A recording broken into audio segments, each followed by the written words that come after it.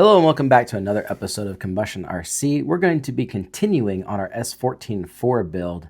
So today you're going to need your front end and your bag G, but we are going to get on to bag H. So let's go ahead, get the camera down, and let's get to work because I'm ready to get this thing finished so that it's ready for motor and speed controller so that we can get this to Ship RC on April 11th for their trophy race. That is the goal for this. We're going to get a 13.5 in it and some slicks. And we'll be running on slicks for the first time in almost 10 years. Should be interesting. All right, and as always, don't forget to caffeinate and hydrate. That's the mediocre stuff. We had the good stuff this morning. This is the Dunkin'. It's nothing compared to small batch roasted Circ coffee. The Weirdo blend, it is good. All right, so we have our front end. We have our bag G, so let's go ahead and get bag G open, get everything lined up, and then we will get into what we're going to be doing today. All right, so we have our front end here. It looks like we're going to be doing the entire bell crank assembly, which is a lot of these parts. So we've got multiple steps in one block. That's going to be something we're going to be getting to in a second, but first we're going to take care of this, which is right here on page 16 where we left off. We're going to need 2 3x8 screws and 2 3x12 screws. Now you notice in this box we have 2 2.5s, we have a 3x6, 2 3x8s, 2 3x10s, and 2 3x12s. So, and I can just tell it's from doing enough of it. So if you need to check though, you do have your listing right here where you can check those things. Let's go ahead and get which piece which piece is it they want us to use here. Looks like we're gonna have this carbon fiber long piece right here, which is 34007. We have our, oh my goodness. We have our 2 different sets of screws. And then on this parts tree right here, you're gonna need this big guy, or is it the little guy? Looks like we're gonna need the little guy because it's got, and the reason I can see that is because it's got the flare in right here. This big guy is gonna wait for later. That might be a brace for the rear end, not really sure yet. So we're gonna find that out in just a moment. So this is gonna go underneath of this right here, and it's going to, have the screws go through the top of that on each side of your output yoke for your center shaft. If you notice, it is solid on this side, and there's a hole in this side. And if you notice, they show the orientation of the hole facing up. So you need to make sure that that little hole is facing up. We're going to go ahead and put our piece on here first before we put our carbon plate on there. So this is going to be your 3x12s. So that your 2 long screws are going to go through here. And then into this chassis brace piece. At least I'm assuming that's what that is. It looks like it would be a chassis brace, so I'm going to say it is a chassis brace. All right, that's in there nicely. Now we're going to go ahead and put our piece on here. This does have a long side and a short side, and it looks like the long side goes on the front and the short side goes on the rear. So, all right, and that does have a slight overhang to it, but I'm sure that's probably the way it's machined. It looks like it's even overhung in the picture just a little bit. All right, so now we can go ahead and move this part to the side, and we're going to go ahead and build our bell crank.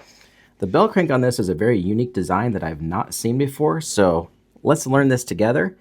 It's going to be interesting.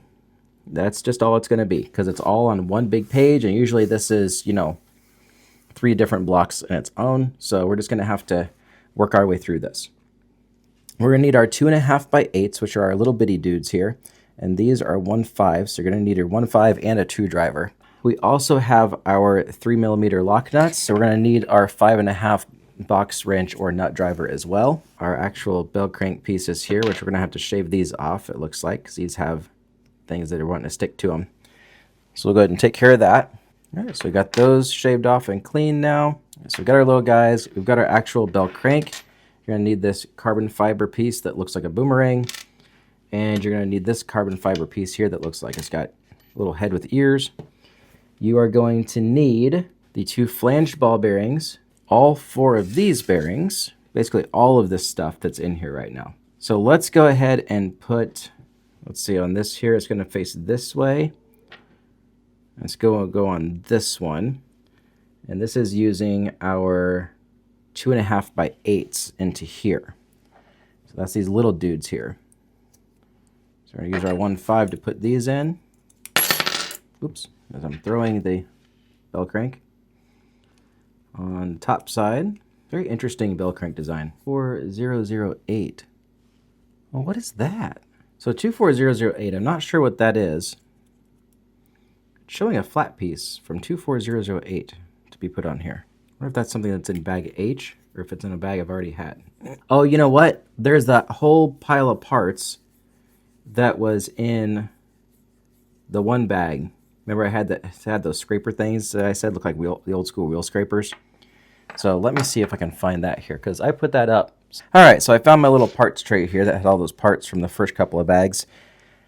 I'm just going to leave this sitting here for a second, and then we'll get going on the rest of this, and we'll find out what all is what here. So in bag G was also turnbuckles, but it looks like we're not building these turnbuckles yet, so these are going to get set aside for now. I don't know when we're going to get to those, but we'll find out, I guess. So let's continue on this piece here. So we need a nut, and I grabbed this backwards, but we need a ball end and a nut. Ball end on the top, nut on the bottom, no washer underneath the ball. There we go. All right, so there's that part done. It looks like that piece that we're looking for is this guy right here, this oblong shaped one. Doesn't have an offset, but it does have the little thing that goes in there. I don't believe it makes any difference which direction it goes in. It does actually.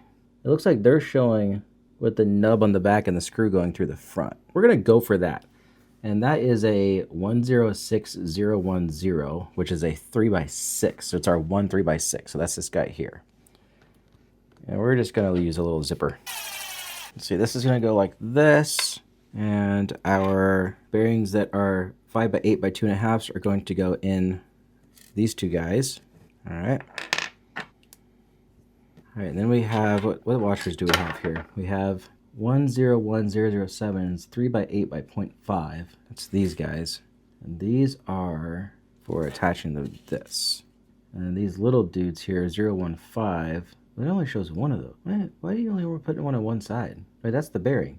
What is this? 101015. Yeah.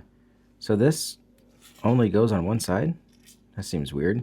These guys go on these two screws on the top side. So let's just go ahead and do that. These go on the bottom side. Our two flange bearings go over here on the bottom side as well. It's interesting. Those fall out pretty easy, so fall out easy than if it's slightly crooked. All right, so just remember that that's going flipped over the other way. This is strange, very strange. Okay, so we have our posts. So post is gonna go through the bottom of this. Both of these posts are identical. And then this goes on top with a 8mm. I'm missing screws. Am I missing screws or did I just... They're in there. That's right there. 12s. Did I knock screws off of here already? No, I put 3x8s in here. Now I'm supposed to have two 3x8s for here. But it's also for 3x8s over here, right?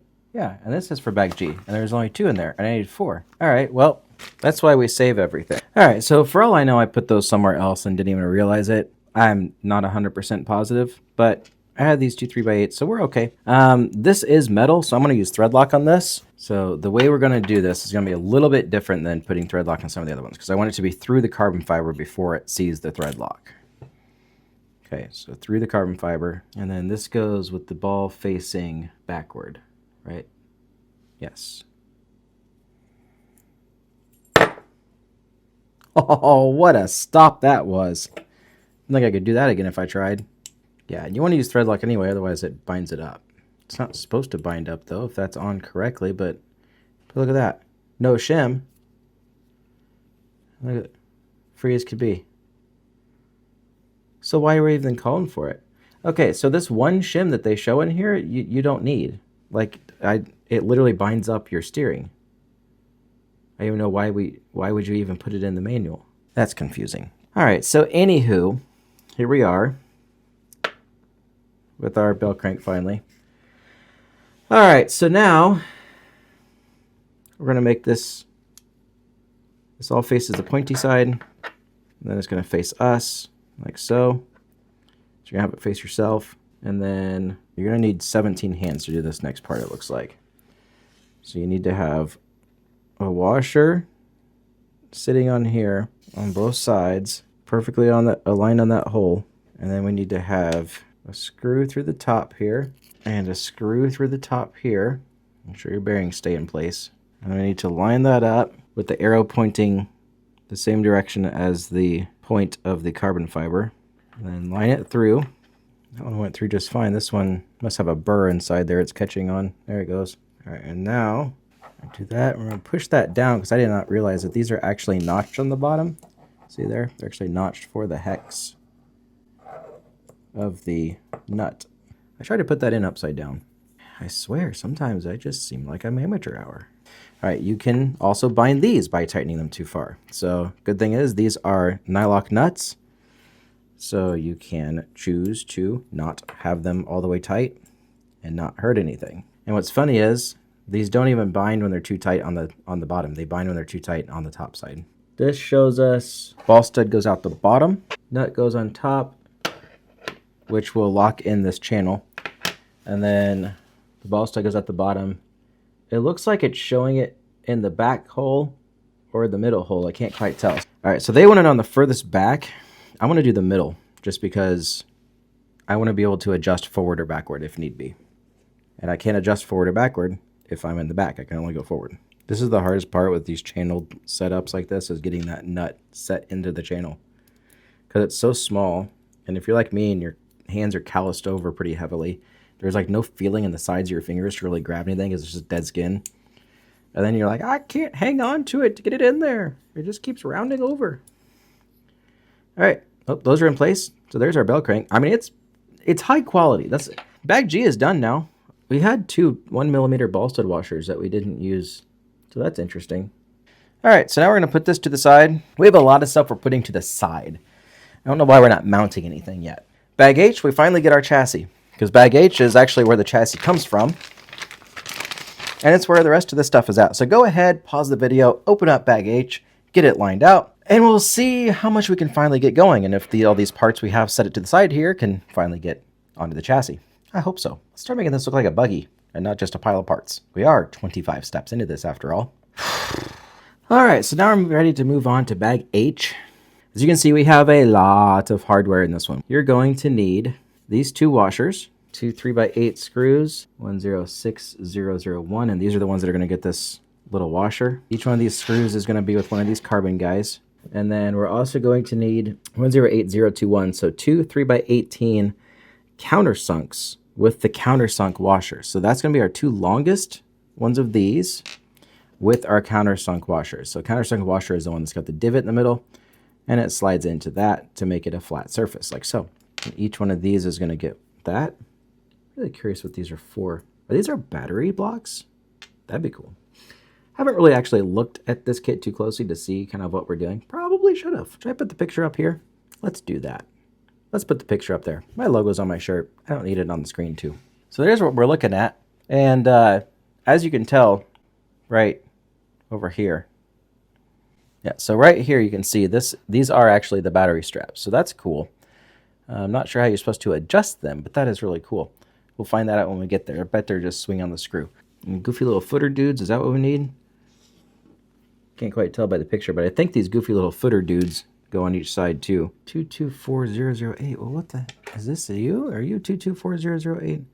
That's 25 something. What are you from the last bag? 2200. Well, no.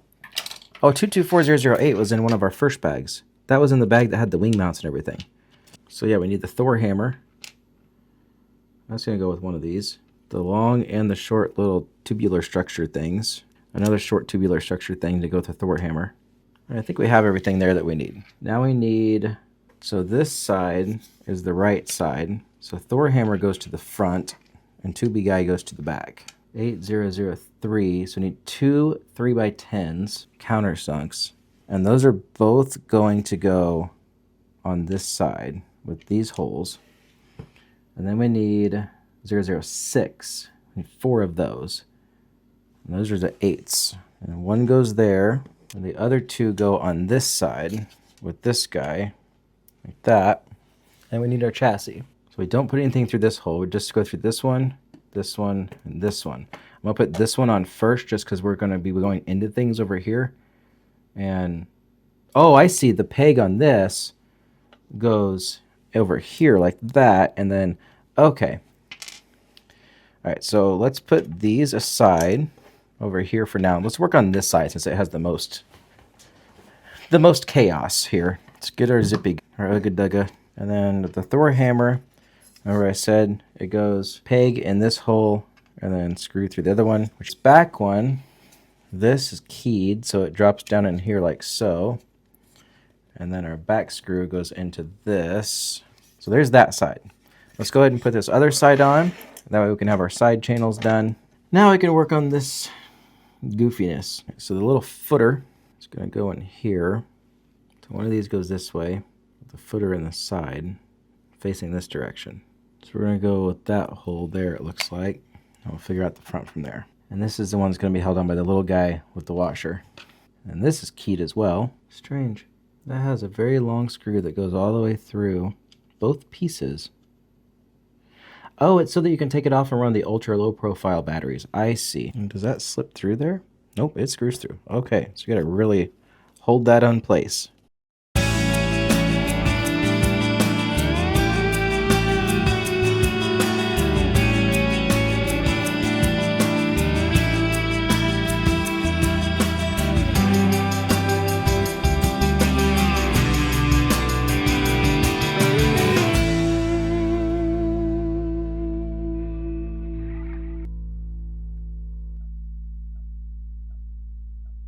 So, because see, if you're done, that won't turn. There's no way to get the battery in and out if it doesn't turn.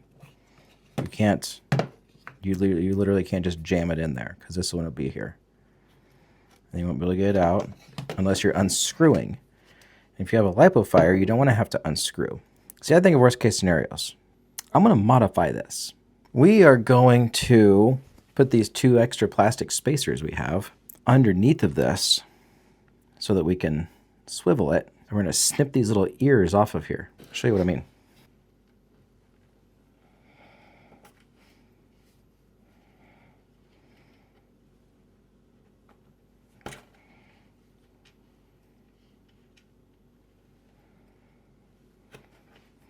So it's supposed to sit like that to where it's keyed onto this one, right? Well, it needs to be just a little bit higher. And if these are in there, it can't rotate because then it locks it into this. So we're going to do this. Okay. We're going to put our screw through here.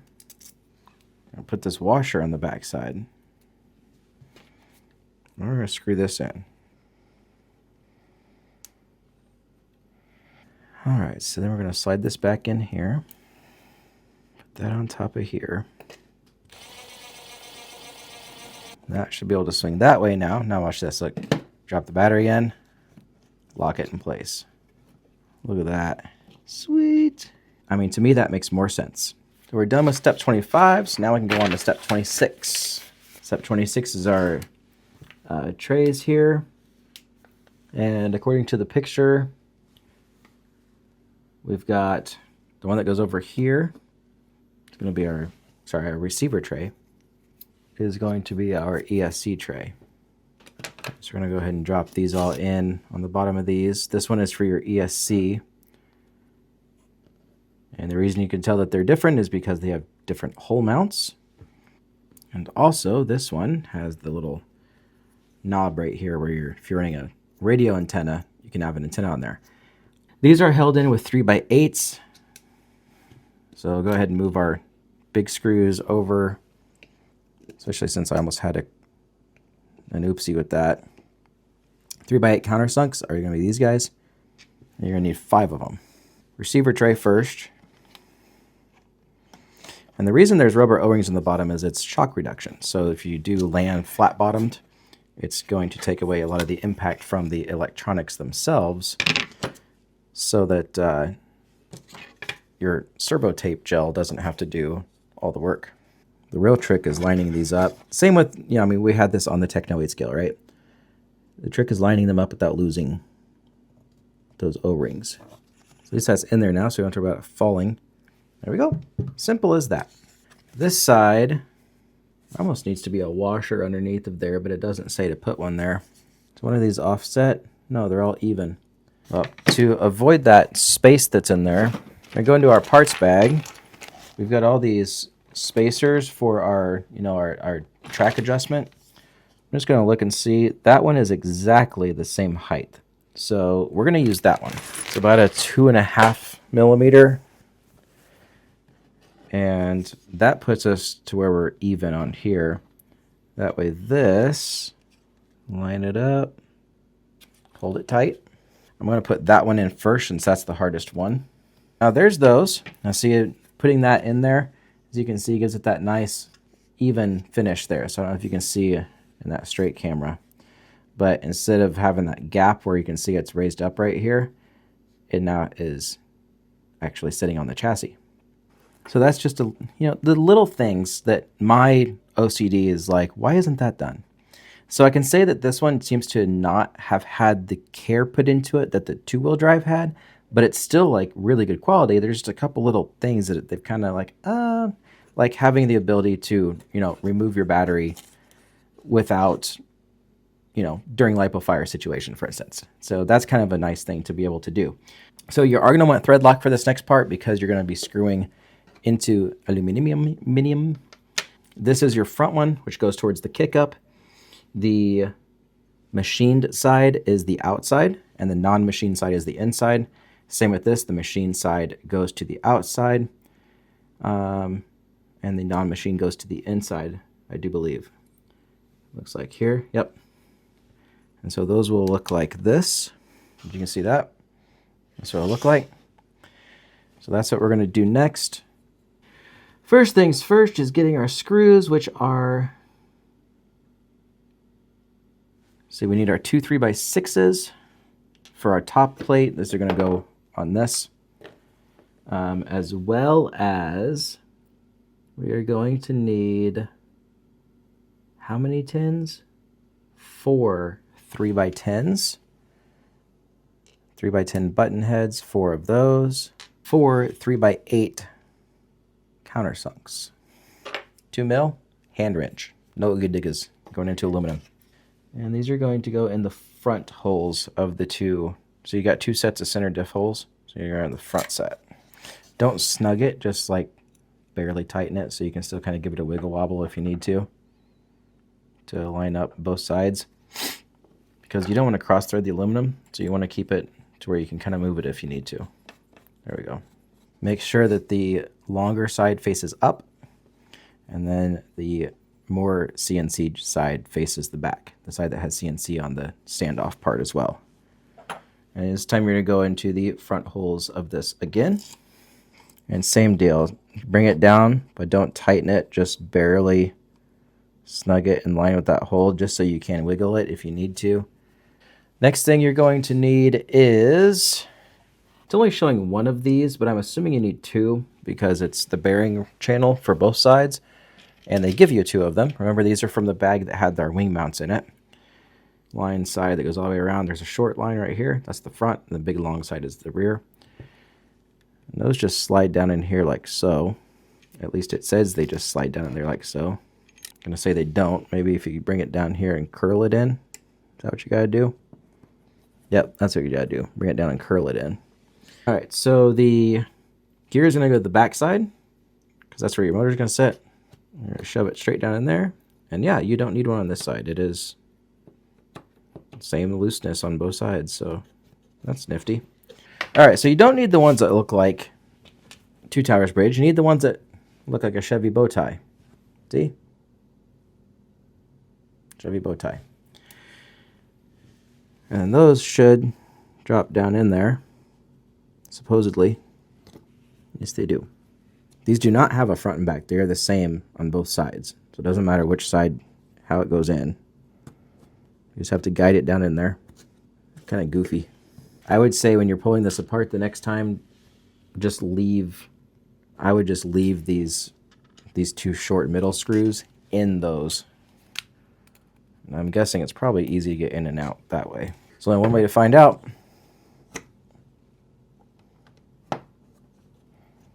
Look at that. Yep, leave the 2 middle ones. Makes it much easier. Just a light dot of thread lock. The center diff gets to be under a lot of pressure and heat, so you do want to have it held in well, but you also don't want it to strip. So that's why I say just a real light amount just to help keep the screws from backing out, but not enough to make it nearly impossible to get them out. Step 28 of how many? How many steps do we have total? Total steps to body mount 42 and 43 and 42 and 43 are body paint and mount, which is easy. That's just Velcro on the body and wheels are already done. Well, at least wheels I can stick on there. So next up is mounting all of our goodies. We need 4 3x10 countersunks, and I think I launched one of them off the table by accident when I hit this, because I only have 3. And 7 3x8s. 4 10 mils are the ones that are holding the front bumper on. All right, so then set our front end on here. All right, we're going to put our back screws in first. Then we'll worry about fighting the bumper in. I think it's going to be a really tight fit. These holes, right? Yep. All right, now we can fight this in here, which is a very snug fit because it's got to fit in the little notch that's cut out of the A-block. These next 2 are going into aluminum, so we'll be very careful with those. These are going to be supports for the C-block. So if you need to change your pills, you just pull the A-block, or your B-block. You just pull the A-block off. You need to change your front pills, and then just slide your arms out. Kind of like how you normally do a D-block on a 2-wheel drive buggy. 3 in a row for the chassis brace, and then the 2 for our steering block, or a bell crank, I mean. These I am going to thread lock since you're going into the bell crank. Those are screws that you don't really ever take out much, if ever. All right, so next we need our long T-block with these lines facing up, remember. We're going to go ahead and put our carbon piece on top here with our 2 or 3. It calls for 3, but it only shows us putting in 2.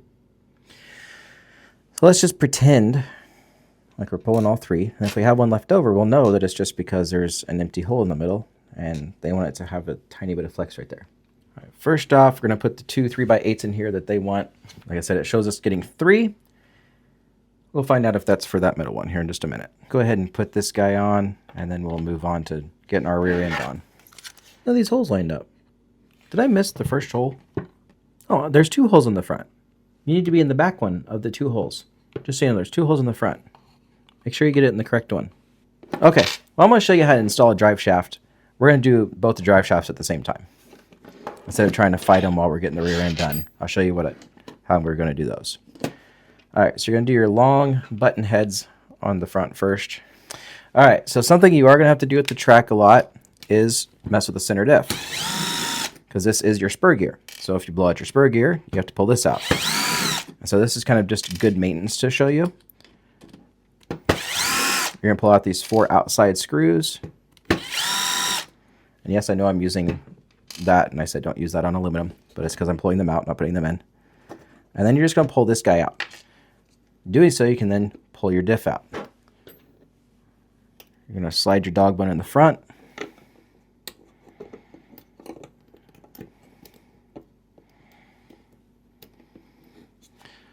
Slide your dog bone in the rear. Line them up, and then you're just going to drop that center diff in place like so, and push this down on, and voila. You've got all your dog bones in place now. This one's standard thread, so that's good so far. Get out our caliper. 15-4. Pretty close. All right, and if you didn't know, if you're watching this your first time, you didn't know, we do have super chats and memberships available now. We've officially got that open. I'm going to try to get an apparel store going on here before too long. I do have some apparel like what you're seeing I'm wearing right here. I have a shirt that has like my stickers where it says 50% hothead, 30% nitro fuel, 20% chance of making the A. Got 50% chai latte, 30% nitro fuel, 20% pit wife for the ladies. Super Marshall. And there's another one for the ladies that my wife actually is her favorite to wear, which says RC wife, like a regular wife, but cooler. So If you've got a RC wife who's good to you, a good pit person or whatever, we got those. Got you all covered right there. Also got Combustion RC hats. Hoodies and t-shirts are just the Combustion RC, and on the back says keep the shiny side up, the rubber side down. And also in that, there is, you can choose whether you want pink or green logo. So I know some of you guys don't like pink. I made sure to have something for everybody. But those will be going up before long. Also, the other cool thing is I created a Facebook group called Combustion RC Fans and Racer Forum. So that is a place to just go hang out, share your ride, share your setup sheets, where you're racing at, where you're bashing at if you're here mainly for like the bashing, ready to run videos that I've done.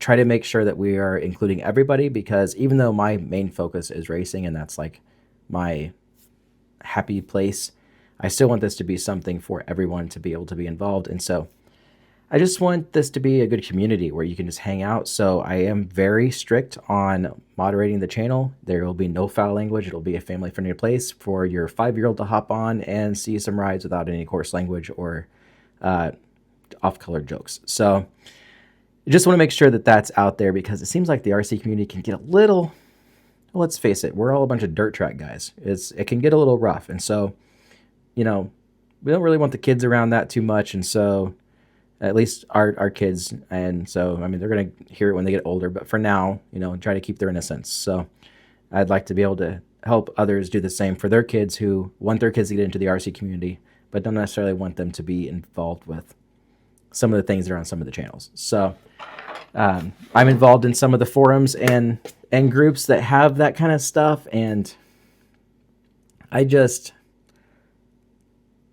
have to watch when I'm looking at the posts on there, because my oldest, she knows how to read now pretty fluently. And so I don't want her to see something that, you know, isn't what her just turned 8-year-old brain really needs to know. She can read just about any word that's out there, and she doesn't need to be seeing some of the stuff. So anyway, I don't want to have to answer some of the questions from some of the things y'all post too. Need one facing up and one facing down on both sides. You need your steering arm side facing down and your bell crank side facing up. We are going to use our persuaders again. So we're going to get our persuaders out. Don't slip. Oh, don't slip. I don't want you scratching that aluminum. There it goes. Okay, didn't scratch. I need to get some different channel locks. I said that before, but so these just kind of sentimental. These are my grandpa's. You know, they don't really work the greatest anymore, and they're at a weird angle. I still like them for that reason. Oh, look at that. Would you just look at that? Would you just look at it? It does want us to go ahead and put in our electronics, which I can do one of those. Technically 2 of those once we get to our steering servo. Steering servo is not in yet, but it will be. So there's our receiver in place. Figure out exactly where we want to mount our transponder in here in a little while. So the 16mm is for your key. And what that is this is a key to adjust the mesh. And so you adjust the mesh by actually just rotating the motor. And that will adjust, because this is cambered is what that means. So it's going to, as it's sitting in there, it'll go either closer or further away as it rotates. And lock it down so it doesn't fall out. I actually kind of like that key setup though. That's really nice. All right, so now we're going to go ahead and get out bag I, which is still in the box actually. So, oh shoot, I do need to get more aluminum horns. I'm going to put these horns to the side because I'm not going to use them. Do need to get an aluminum horn. Really nice. Again, laser etched everything. All right, so servo. As I've said before, we're going to be using the 3262 MG, which is 388 at 0.08, 388 ounces per inch at 0.08 seconds, 7.4 volt, or 486 ounces per inch at 0.065 at 8.4 volts. Also, if you don't save these bins, these actually make great little hardware containers. If you're looking for something to just throw like your plastic parts and whatnot in, great containers for that. No screw on the bottom, but to get the screw in the top. So it's, oh, it's a floating servo. So let the chassis twist even. Dude, I didn't know it was a floating servo. That makes, okay. The fact, so this doesn't screw to the chassis. So it allows the servo to, and the chassis to flex independently from the servo. So that actually makes it to where it is so much better. So this is going to be great for low bike because you want that chassis to flex as much as possible. You take off these things here and let that chassis just flex like crazy, and on that low bite outdoor stuff, oh man, you can do good. All right, I just got super happy. That means this can actually do good at Shaw's. All right, so 3x6s. So our two little 3x6s. So we're going to thread lock because we're going into aluminum. Oh man, I am so happy to realize that. Floating servos is something you see a lot on touring cars because they allow the chassis to flex and just gives you a much better handling car. But on loose conditions, it works phenomenal too because you allow your chassis to flex a lot.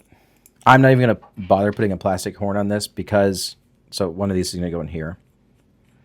But I know for a fact that with the amount of torque that this runs, it would just blow one apart. It wouldn't even last for 2 seconds. So you'll see that this is actually keyed as well, or has a little bit of swash in it. That's so that you can actually line it up with a servo. So horn goes on this side. And because of how this power cable goes out, I'm going to run it through the channel. And then we'll run our 4 screws in. Then we need our 3x6 countersucks, these short dudes here, to mount this. I do believe we can fit under here. Yes. And I think we're going to sit in the forwardmost position. It's held in by 3 screws so it doesn't fall out. That's really cool. And so it doesn't have any mounts on the other side. There we go. Got that all coiled over. Remember the rule, 1 to turn, 2 to burn. So there's our 1 to turn. Neatly done. Awesome. All right, so now we need to get our, now it is a 90-degree fit. So let's go ahead and do our 90. And then that will get on there. We'll go ahead and put this ball stud in here. All right, we're at almost 3 hours of record time. I think that's where we're going to call it for today because I am too tired to do shocks right now. It is almost 11 o'clock. All right, it's the next morning here. I was going to end it with how we finished last night, but I was like, you know what? I don't think you want a 4th video. I think it's ridiculous to have just our shocks, our bag J here, to be the 4th video. Because there is no other bags other than just sticking the body on here, which is just Velcro. So, and putting the ESC and motor in, which we're going to get to, and then same with the servo horn. I mean, that's things that, button up things that I've got in other videos that you can see. I mean, technically all this stuff is in other videos that you can see, except for like how the actual kit is built, like shock building is in other videos, but we're going to put it all together here. So, with this, we're going to build one body, and then all 4 build the same, and we're going to build a complete shock, all 4 build the same. So just giving you a heads up, it's going to be an abbreviated shock build portion so that this video is not 47 hours long or however long this, and you know. Here's where we're at so far. We've got this really nice kit sitting right here, beautiful parts, and we're going to go ahead and set it behind us. As you can see, it is pretty much all ready for shocks. Probably going to go ahead and stick that set of tires on it, this one right here, just for looksies. These are green ellipse fronts and black ellipse rears. I know that's way too aggressive for a glued track, but at least it'll give us an overall look to have up on the shelf. Because these tires are still new, they're not broken in yet. I got to scuff those in before we race it this week, so hopefully I can get that done. And as always, caffeinate and hydrate. That's the good coffee. All right, so just like in all of our other videos with shocks, if you didn't know what shocks, if this is your first time seeing shocks, make sure you get you a doubled over piece of paper towel because you're going to be messing with shock fluid and you don't want it to get all over your desk. As with the rest of this build, go ahead and slice the bag open. We'll lay everything out. You should have 2 front bodies, 2 rear bodies, 2 front shafts, 2 rear shafts, and then there's going to be different shock pistons in here as well. I'm not sure what's what yet. We'll get in that here in the manual in just a second. But just go ahead and lay out the duplicates of all your parts in order.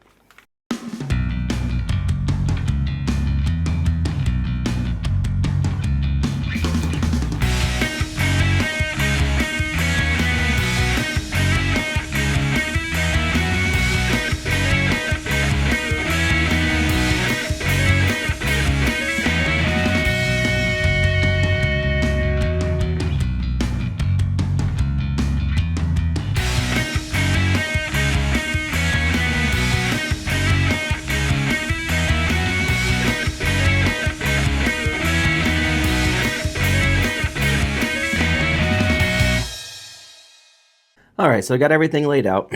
You will notice you have some long countersunk screws. We have some really short, tiny countersunk screws. Those are actually for our bleeder screw and our caps. And then we have these tiny screws and washers. These are for your pistons. And then we have these, what they call a flare head screw, which is going to be for mounting the shocks. Same with these and these. The all threads, I'm not sure yet. We'll get to that point. Guessing these are going to go on the bottom of one of the arms, and that's going to be nutted on, which is why these are here. Just kind of like similar to the way the associated rear lower arms are, and the way the rear arms on the two-wheel drive were.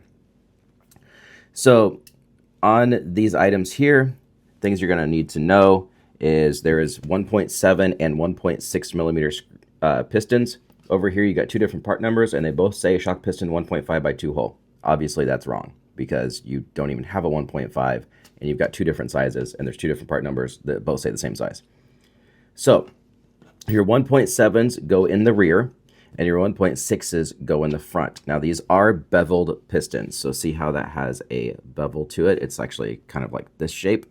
So what that means is if you put the bevel facing down, the rebound is going to be faster. If you put it facing up, the bound is going to be faster.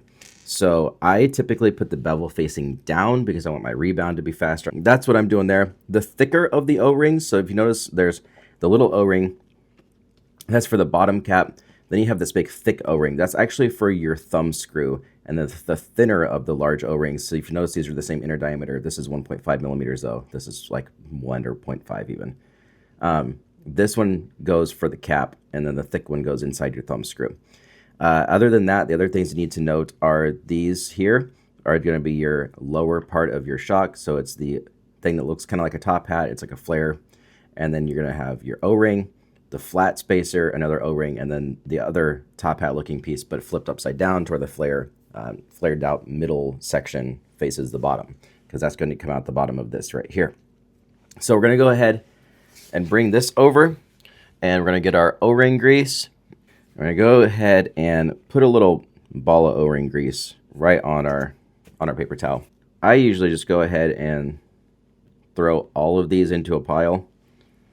I just had them laid out so you kind of see how they go. Now, obviously, these are like a white clear color, so they can get mixed, lost fairly easy if you drop them. And then just massage them into that O-ring grease.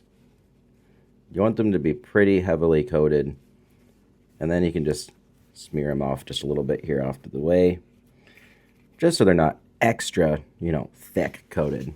Because you want them coated, but you don't want it thick. We're going to start off with doing one of the rears just because it's a bigger body. The one thing that I always start with, though, is I go ahead and put all of my O-rings where they need to go. So we're going to start with a thumb screw, which is the thick one here. And if you notice, there's a groove right down inside of here on the side with the actual thumb screw serration. There's a little groove on the inside. You're going to tuck this into that groove, which can sometimes be easier said than done. So you're going to have to fight it a little bit and get it down in there. And once you have the majority of it in, you can just stick your pinky in there and carefully run around. If there is a burr in there, it can cut you, so don't push hard. Just carefully run around. That O-ring should slip into place just like so. And that is one of those done. And you're going to do that on all of these. But we're just going to go through one right now in its entirety so you can see how I do a shock. And then this smaller one is going to go around this groove on the base of the body. There's a little groove that runs around the base there. That's going to go on there. And then the thinner of the large ones goes in the groove underneath where the shock cap goes.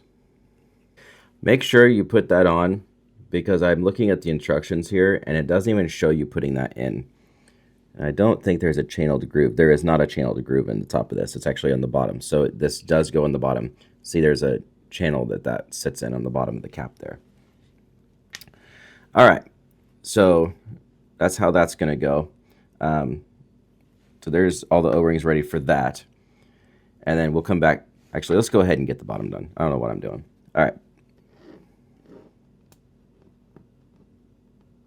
So once you've got those O-rings on, you're going to grab your little hat-looking piece that kind of looks like that. See, it's going to flare. You're going to drop it down in. If it wants to wiggle around on you, you just grab your 1.5 to maneuver it into place.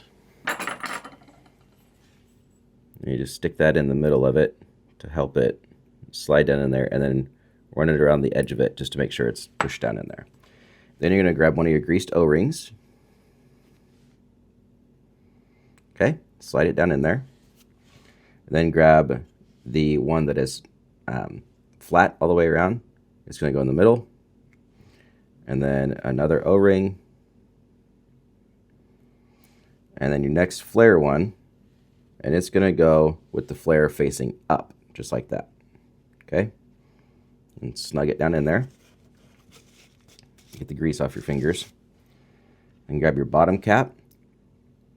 Align it. Tighten it down. There we go. And now you can see that flare comes in that little hole right there. And we can see through our O-rings and whatnot. And so the bottom of our body is now done. You are going to need a set of shock pliers for this next part just to make it easier, and also to keep from getting any scoring on your piston shaft, because you don't want any scoring on there, because then that can actually, it will, you can, especially if they're sideways ones, it will cut it really bad. But if they're straight ones, even it can wear at it. But it will cut your O-rings, and you'll have really bad shock leaks. So we're going to have these here. But the reason we need these now is for these eyelets. So I usually go ahead and do the eyelets right away, which you just set your eyelet, the ball down on the eyelet.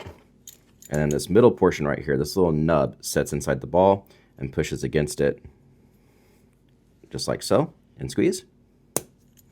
And there it is in place. So there's the eyelet ready to go. Now these are standoffs. These are actually going to go in the head of there. So we can go ahead and put these over here with our mounting supplies, because we don't even need these right now. And if you notice, there's 4 shorts. Actually, these are mediums because they're not fully flat. So there's 4 mediums and there's 4 talls of our spring bottoms, or spring cups. I'm not sure what they are exactly. It looks like it's calling for the mediums all the way around. All right, so where was I? I'm getting myself all kerfuffled. Okay, so piston. Piston's going to go like so. You're going to need these little washer and screws here that are in our tray. Okay, you're going to need one of your pistons.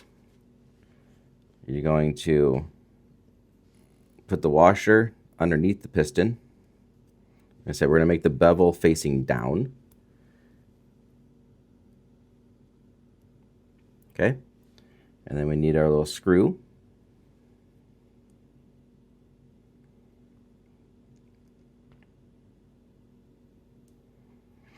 And just to make sure that these don't back out, because that's the worst thing ever, we're going to put the tiniest drop of thread lock on there. Because you can break these screws getting them off, but we want just a little drop of thread lock on there just to help hold them in. And are these our 1.5 or nope, these are that goofy little dude, which I still have yet to figure out what size of screw this actually is, because it doesn't say anywhere.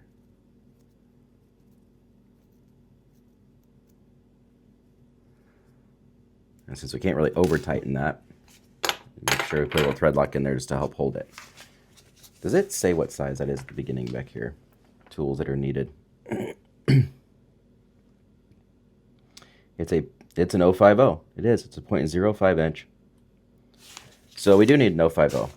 So that needs to go on the next order, along with spur gears for that, smaller ones, so I can go up on gearing. Oh, an aluminum servo horn as well for this. That's right. Okay. So we're going to need this, so let's keep that handy. This a 1.5 or is this that little 050 too? Nope, that's a 1.5. So our bleeder cap screw is a 1.5, so that's a good thing. All right, so there's our piston done. So now we've got our piston and our body done. What you're going to do is you're going to bring your shock fluid over. And you're going to run that shock fluid right up the shock shaft, like so. And what that's going to do is it's going to give it lubrication for when you put it through the O-rings, so you don't tear the O-rings, because you don't want the O-rings to be torn by the serration on the bottom. So you just make sure that that's nice and going down the threads like so. Sorry, I'm a little shaky because I haven't drank my full cup of coffee yet. I know it's backwards, but it's true. All right. And then get it lined up down in there. And then as you put it in, spin it. And that will help just keep that lubrication on there so that it's not tearing those O-rings. Scrape off the grease on the bottom. And then keep her spinning as you bring it down. Okay, good. All right, now, very important you don't forget this, or it'll make the next steps very, very hard. Grab your shock pliers, which have these smooth, measured out grab points on here. The reason for that is so that you can grab this shaft without scoring it. See, you can hold it nice and tight there. And that's so you can put your eyelet on.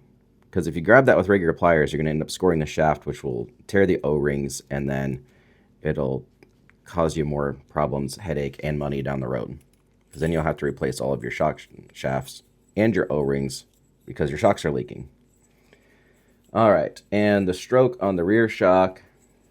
What's the stroke on the rear shock supposed to be? All right, so to make sure that we have this at best kit setup, let's refer back to our setup sheet in the back for the umpteenth time in this kit. They show the thumb screw on the front at 6.9 millimeters down and 5.2 millimeters down on the rear. But what's your shock stroke at? It doesn't say what the stroke is at.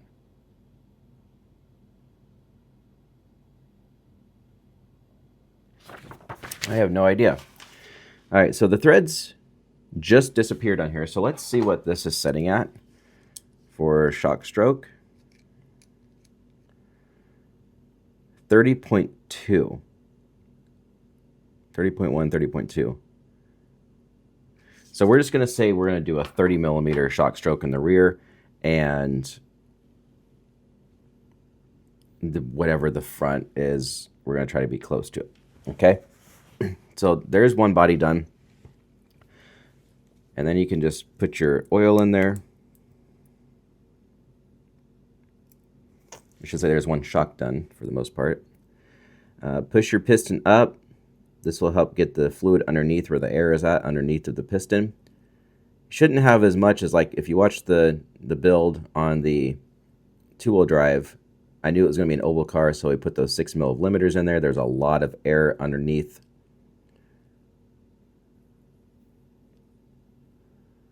So we're just making sure that all those air bubbles are up. I'm going to go ahead and give it one more drop for good measure. Okay. Then put your cap on. And grab your bleeder screw and get it ready on your wrench, because this is where the fun begins. Then while holding it with this hand, you're going to use your pinky to push the shock shaft up and then put your bleeder screw in. And yes, you will get some spillage. Okay. Bleeder screws in. Go ahead and wipe off our excess. Okay. You're going to have to do this a few times. And you're going to pump this up and down 40 times. 1, 2, 3, 4, 5, 6, 7, 8, 9, 10, 11, 12, 13, 14, 15, 16, 17, 18, 19, 20, 21, 22, 23, 24, 25, 26, 27, 28, 29, 30, 31, 32, 33, 34, 35, 36, 37, 38, 39, 40. Pull it down. Loosen your bleeder screw.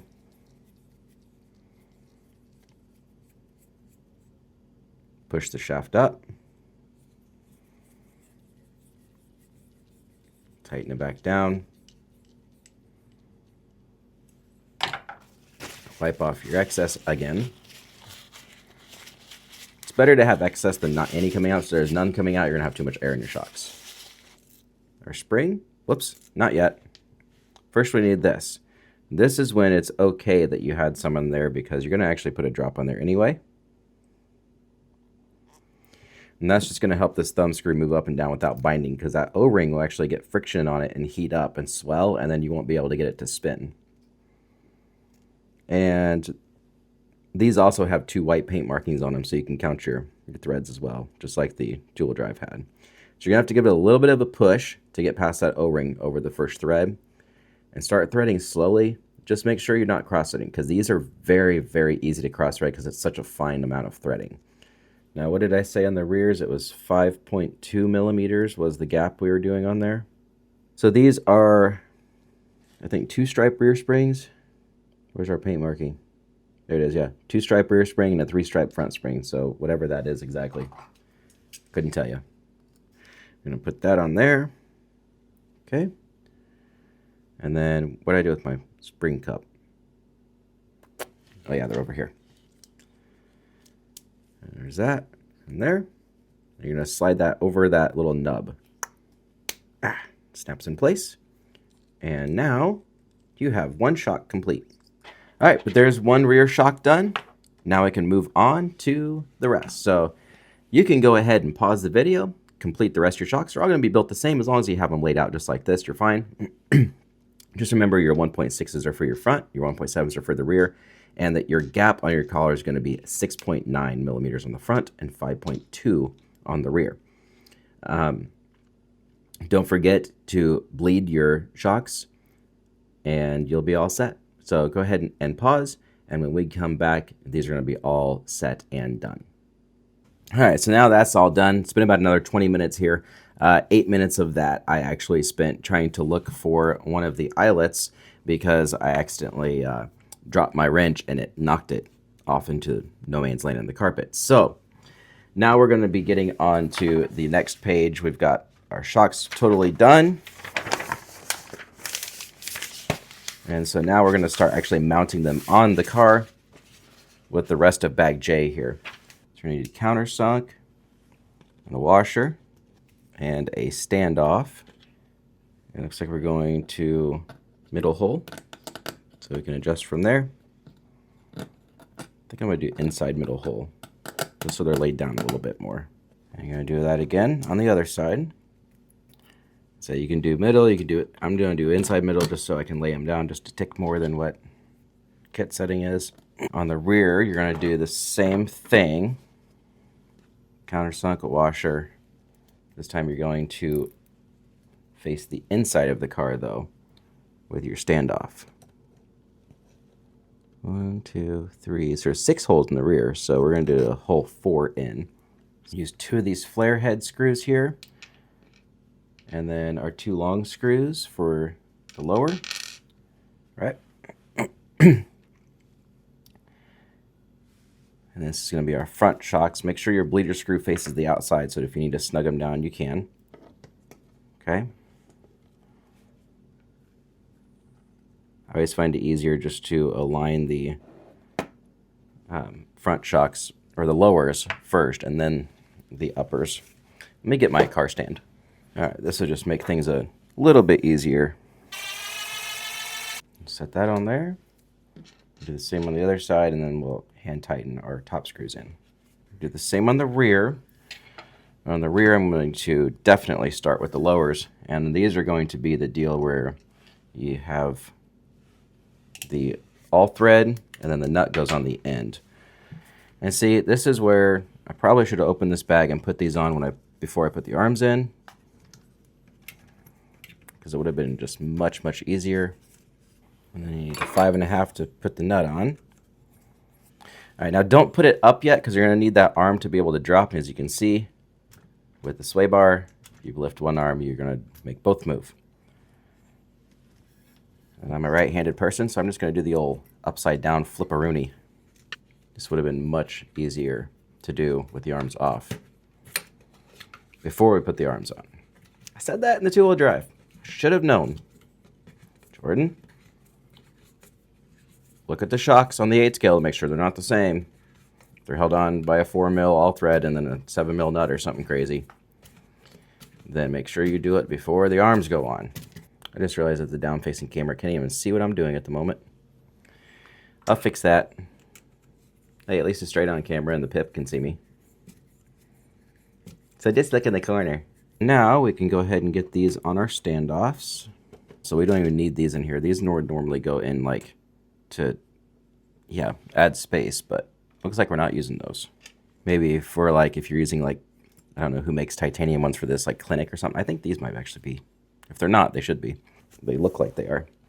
All right, so there's our shocks in place, so that's awesome. Next is our rear wing buttons. And of course they want us to put the battery in the car and speed controller and all that stuff. We're not gonna do that. When less downforce is needed, cut the rear wing following the lines. That's these here. This is called a gurney. If you ever hear anybody talking about trimming the gurney, this rear bill of your wing is called the gurney.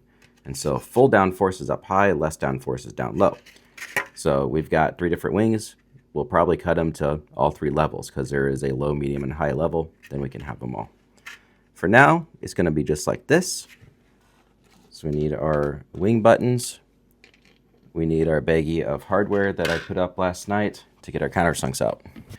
And I guess I could have left that straight cut since the shocks are mounted on the front. This is set up to where if you have enough standoff, you can mount them to the rear. So there is that option. It looks like you can probably just move the whole shock tower to the rear if you need to do rear mounted. Changes the way the rear end acts, so you can finagle with stuff there and try that. Let's go ahead and mount our body now. So the body is going to be with Velcro. Now one thing I'm going to do is I'm going to put this foam along this T-brace on the rear as well. Just because I don't like how the battery sits in there without any sort of cushion on it. And it gets a little wiggle to it as well. So I'm going to put the other one on the bottom just to help add some support to that side. Like so. So that's going to sit in there like that. And that doesn't move around now. So that's awesome. So I'm really glad that this worked out well for getting that battery in and out with ease.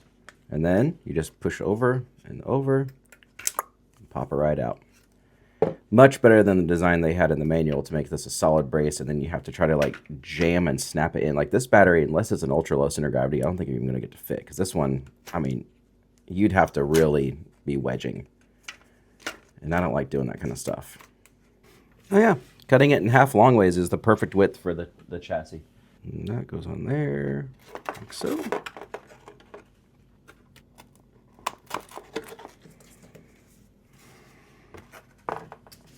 And for you ladies out there who might be building and you have painted nails, because there's a lot of girls who are starting to drive anymore, go ahead and let you know too that if you put the soft side on your chassis as you run your fingers across there, you won't scratch the paint off your fingernails. I'm sure you've noticed I've had black nails in some of these videos, and that's something that I've learned. So I do it mainly just because that's how I've always done it, but it works for that reason as well. So you gotta kind of wedge it around the bell crank a little bit. And there is our 4-wheel drive buggy, less tires, and motor and speed controller. So we're all set and ready to rock. This thing has been an interesting build when it comes to the manual, but it has been a good quality build. So I'll let the manual slide, just like on the 2-wheel drive. But it is fantastic. I have very much enjoyed this build. It has been a fun one. It's been a great project. I hope you've had fun along the way as well. And I hope we learn together, and maybe, you know, doing like the quick release battery tabs, and, you know, maybe that helps you out in your build as well. That way you're not trying to wedge the battery in and out. It's a great car. I can't wait to get it on the track. Like I said, this one, it may not be debuted until April, but at least it's done and it's ready to rock. Because we've got 2 more kits to build. We got Nitro Buggy and E-Truggy. And those are, well, those are going to be some projects, I think, because they're big. We all know that bigger is better, but it also means stuff fits a little bit tighter, which can sometimes mean that you need to take more breaks. So, until next time, keep the shiny side up, the rubber side down, and remember to stay in the groove.